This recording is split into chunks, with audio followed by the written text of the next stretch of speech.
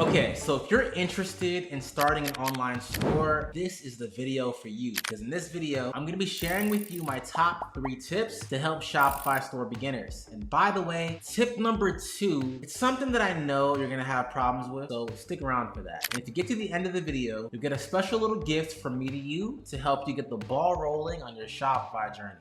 All right.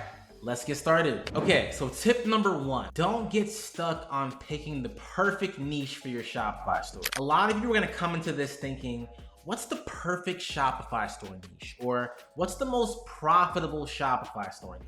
Well, for you, probably your best move is to pick something that's the intersection between what you know, what you think people are willing to pay for, and what your current skills are. The intersection of those 3 things is gonna be the perfect niche for you. Now, if you have no idea what to even pick, there are 1 of 2 avenues I'd go down. The first thing I would do in this situation is I would go to Google and type in popular Shopify store niches, and I would just pick the one that interested me. Or another thing you can do is to pick a Shopify store in these 2 problem areas: health and relationships. So health and relationships is one of those things that us as human beings, we're always gonna have problems with. Like me, I'm always gonna wanna become more healthy, and I'm always gonna wanna figure out what's the best way to get into a new relationship or to build one properly or whatever the case may be. It's a problem that people always have. Some Shopify store examples in the health niche are manscaped.com and littleflowersoap.com. And a good one that I found in the relationships niche is couplegifts.com. If you have no idea what to pick for a niche, either Google popular niches or pick one in the health or relationships category. Okay, tip number 2, don't try to come up with a super original or unique Shopify website design. Now, I wanted to mention this because I know a bunch of you are gonna think, I wanna make my Shopify store unique. I don't wanna be like that store over there. I want people to feel like they've never seen a Shopify store like this when they see mine. That's cool and all, but no, don't do that, okay? Unless you're like a designer, like you have design experience, don't do that, okay?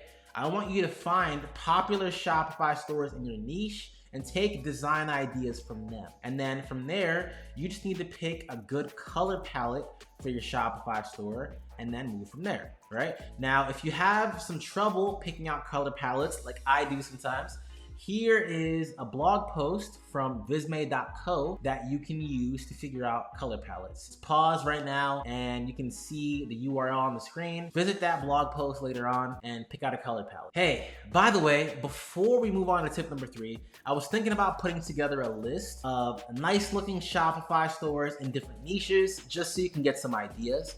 If that's something that will be interesting to you, let me know in the comments down below and I'll create a follow-up video to this one about that. Okay, tip number 3. Once your Shopify store is good enough, just launch it. Listen, there's no such thing as a perfect store design, okay? Website design is one of those things that improves over time as you run the website. I don't want you to get caught up in that perfectionist, like, I gotta have the perfect Shopify store, and that needs to be this way, and this needs to be that way. Listen, all you'll end up doing is delaying the time between when you have your idea and when you can go live with it. That means you can't focus on the most important thing that you need to focus on for your Shopify store, and that is marketing. Marketing is the biggest fight you're gonna have in the Shopify store thing, okay? So website design, while it is important, very important. I mean, that's all I do all day, right? It's important, but marketing is more important, okay? You don't wanna second guess yourself on your decision. Once your store is good enough, just launch it. Now, this assumes that you finished all the admin stuff, like setting up your shipping settings, setting up your tax stuff, all your products, your collections, your privacy policy pages, everything. Assuming you did all of that stuff already, just launch the store, okay? It's not gonna be perfect. It doesn't have to be perfect. Just put it out. Okay, so if you made it this far, I want to keep my promise that I made to you at the beginning of the video. At the beginning, I said, if you stuck around to the end, I'll share a little gift to help you get the ball rolling on your Shopify journey. And that's exactly what I'm gonna do right now. So check the link in the description. You'll get access to this blog post from Shopify that has a checklist of all the things you need to do to launch a Shopify store. So once you go in, you got your idea for your store, just run down the list of all the things you gotta do, and that's it. You're good to go. Okay, so if you enjoyed this video, I have another one that I think you're really gonna like. It's a video about the top 5 websites I found using the Shopify dog theme. It'll help you get some inspiration to figure out what your Shopify store should look like. So just click on that video. It should be somewhere on the bottom of the screen right now, so watch that. And I hope you enjoyed this video, and yeah, I'll see you on the next one.